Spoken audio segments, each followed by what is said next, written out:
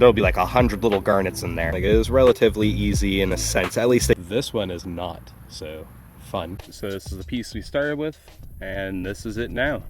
Hey everybody, welcome to the channel. It's Avery from Treasure Titan. Today we're going to be processing some Almandine garnets covered in schist to turn into gemstones. Let's get right into it. So these are what the garnets look like before we clean them up. They're covered in schist. What we'll do is clean them all up, open it up so we can see the garnets, kind of see one popping out there. Super beautiful. They are from the river valley, which is now a closed spot, so you can't get them anymore. So yeah, I'm just going to bring you along our process of how we clean them up. And all I need is some water, the piece, and a few different sizes of like a zinc scraper or something, just so there's less potential of actually scratching the garnet itself. It's a tedious process, but it is definitely worth it. And this is how they look when there's no schist covering them. Like, it is crazy. And honestly, I don't know if there's any other places that hold garnets like this. I do know that BC has a few spots where you can find Almandine garnets that are kind of the same quality.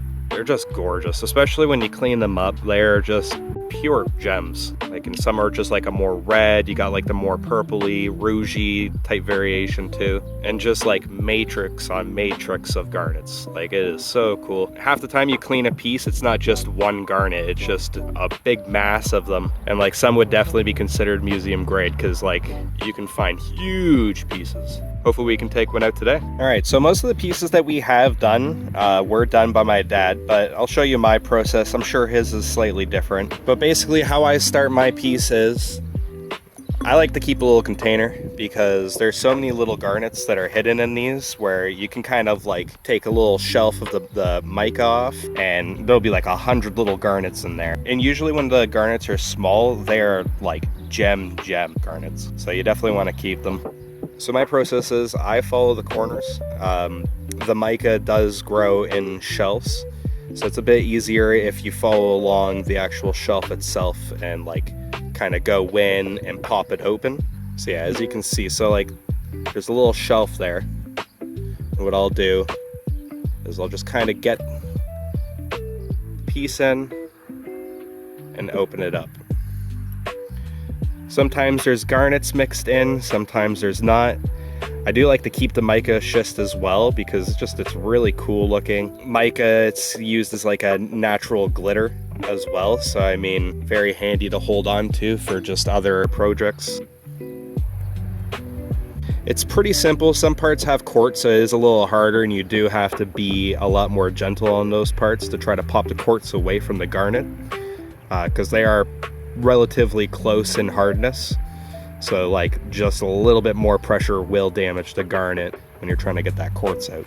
Like, it is relatively easy in a sense, at least to get it started. So like a garnet here, I'm not going to work directly on the garnet itself. What I'll try to do is I'll try popping away from it because I don't know how far that garnet runs. It looks like it's just right here, but there is a chance that it runs all the way to the back here.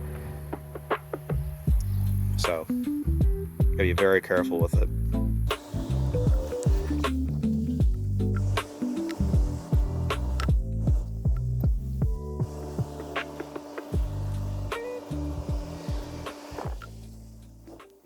About 30 minutes into cleaning it out, about half the size of what we started with. Got some other garnet exposed, but still just working the sides, trying to clean it out. Of course, the piece that I decided to show you guys is very quartz heavy, so it's taking a little longer than I'd like. Some of these pieces are a little bit easier to take out, especially if it's just the schist. You can kind of like knock at the corners and it kind of just opens up like a shell. But this one is not so fun. But I mean, it's a good example to show you how hard that is to take them out, especially if you want it to be pretty without getting a lot of like scratch marks out of it. But we're getting there.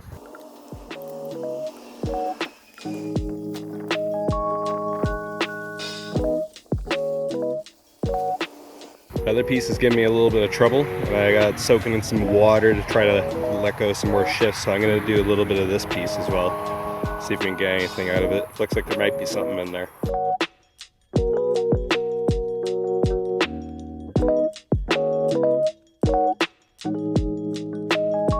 Updating our piece, got some garnet showing. It's taking a little bit, the quartz is giving me a little bit of trouble, but it's getting there. Looks like this whole backside might actually be part of the whole thing. Not too sure, it might just be a bunch of little dudes, but pretty cool. This whole bottom part is quartz for the most part, so I don't know if there's gonna be any more inside. But hopefully we have some more on the other side so we can sit on this side and have it stand like that. But let's see what we got. So this is the piece we started with, and this is it now. Super tiny compared. Got a nice beauty at the top, but that is about it. It is super quartz dense, and like there's no way for me to clean it with just a hand tool. Would have to hit it with the Dremel, and then even with that, it's just so quartz heavy that they probably won't come out nice anyways. And then I did have a snap on the top. The top's got some like nice like lipstick color to it, which is pretty cool. But yeah, she broke off. Kind of sucks.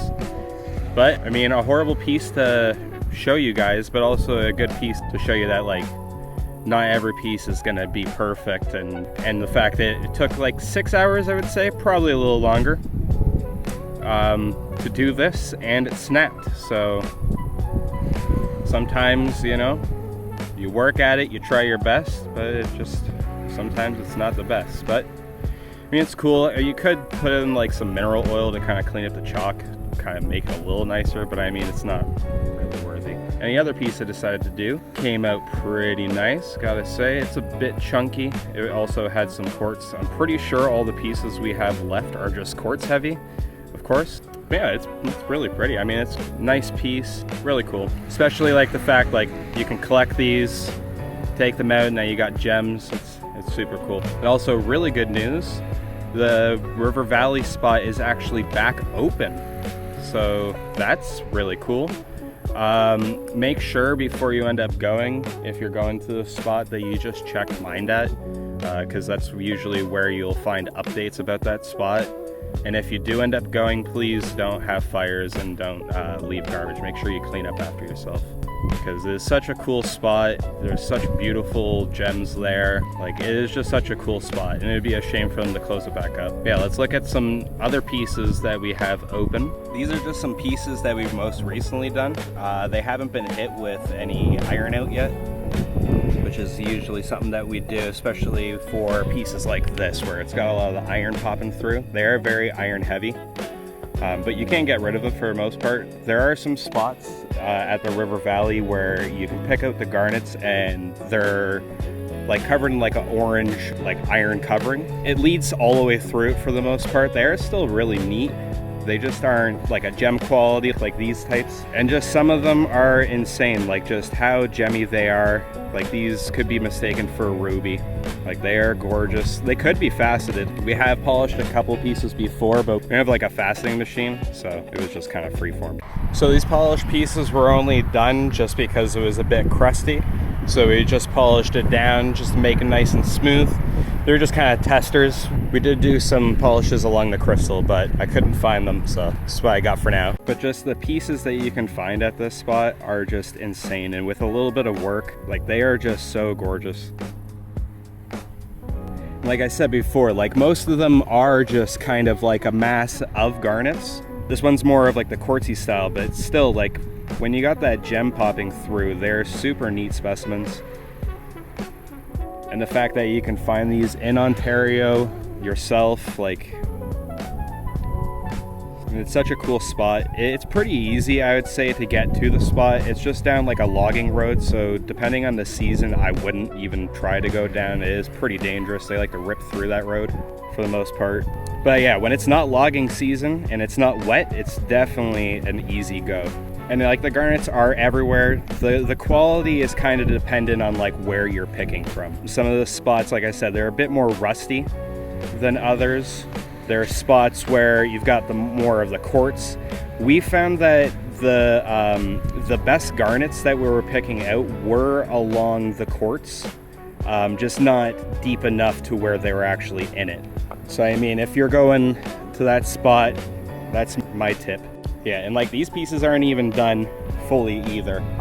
Like these will be going into an iron bath, like an iron out, super iron out type thing, just to clear out some of that iron. And it should clear out pretty nice.